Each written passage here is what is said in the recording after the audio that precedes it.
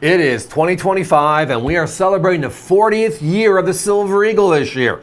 What special things are the government going to do? Well, stay tuned. There are a couple of pretty cool things on the docket, so I've been told. We'll just let that play out. But through this, we're looking back over these 40 years at some of the very special coins made. We had the V75, the first time a privy ever on a U.S. proof Silver Eagle, right? The first ever enhanced uncirculated, 2019 with the W and the S. If you go back to the 20th anniversary, we introduced a brand new type of strike known as burnished, kind of referenced and used as satin finish in the industry, right? Well, through this period, we love that coin. It keeps on coming back.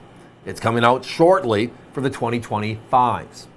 Only one, however, was made in San Francisco. And that's the topic tonight. One coin.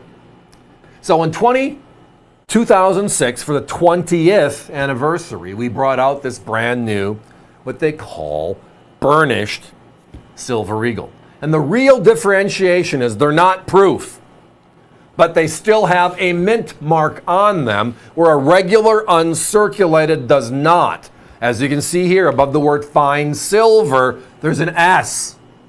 Only one of them in the 40-year history of the Silver Eagle exists, and this is it. All the others, the 06 to 08, the other 11 all the way through 2025, which is being released like really soon, are W's and only W's. Why? Well, here is the short story and the easy story, right?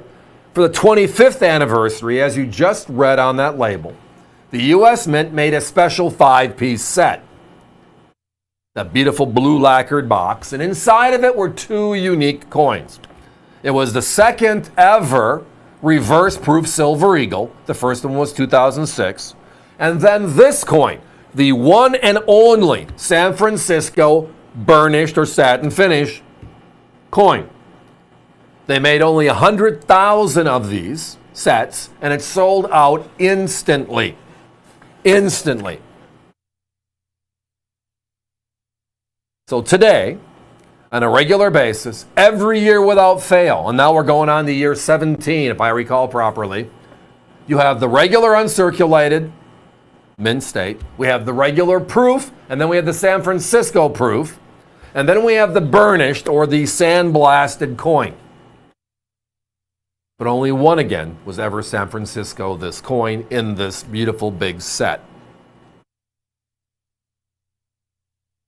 The two key coins again are the reverse proof from Philadelphia and this burnished from San Francisco.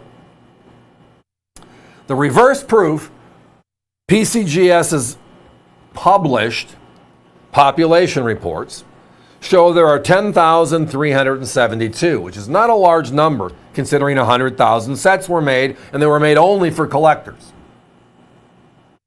And that coin is a $300, $400, $500 coin if you can find it, right? Then you have the one and only San Francisco standing on the mountain by itself, and there are only 99.24 of it known, and it sells for less. Is anybody else scratching their head right now on how that flow works? And it's because most people did not know this coin exists. We love our proofs, so we clamor to the reverse proof, but we forget the rarity index. And how many times have we looked back at a series of coins, whether it's the Walking Liberties, the vintage, whether it's the Lincoln Cents, the Wheaties, the Mercury Dimes, the Roosevelts, any of the coin series that we've known and collected. When does rarity not matter? When does not few of something matter? When does the only of something not matter? And make it the anchor to the entire set. Well, that's what this is. This is the anchor to that entire series. Explain again burnished. Okay, I will. And there's actually a good analogy. Allison brought this up years ago. I use it whenever asked because it does make logical sense. Because the real answer is it's an uncirculated coin with a mint mark which doesn't exist, right? Because none of the uncirculated coins have mint marks. But they also altered the finish of the coin. And if we use the paint analogy, it kind of comes home a little bit easier. We have something that's called flat paint, right? Uncirculated. We have glossy paint, right? Which would be proof. And then we have this paint that is called satin finish. It's kind of like a blasted, little rougher look. Not quite as clean, but it's not meant to be. And again, the technical term is sandblasted or satin finish. So, technical term burnished, formal application name satin finish, it's all the same. It's the same coin. And again, the easiest way is turn the coin over, and do you see a mint mark and it's not a proof? If that's the case, you know you have a burnished. Those are the secrets. But this one, again, with only 100,000 coins struck as part of that 5-piece set, is the anchor to the entire 40-year series, which we're celebrating this year. Outright special. Now, I know, 2011 regular issue proof silver eagles, I mean, they're at this price level. These are significantly rarer. It's kind of one of those shake your head type moments. Our competition, the closest was $3.99. We saw one at $4.79. But again, at $3.99, we're $100 less. And again, very competitive on very rare or special coins. This is that coin here tonight. Guys, give me a 1-minute clock, please. Thank you, everybody, for spending a few minutes with us. Do we have NGC's version? I like NGC. We may. Check our website, avccoins.com. Type in 2011 and then NGC 70 and see what pops up. If we have one, it'll show up there. We have a couple of the 11S from PCGS, which is why we're talking about it right here.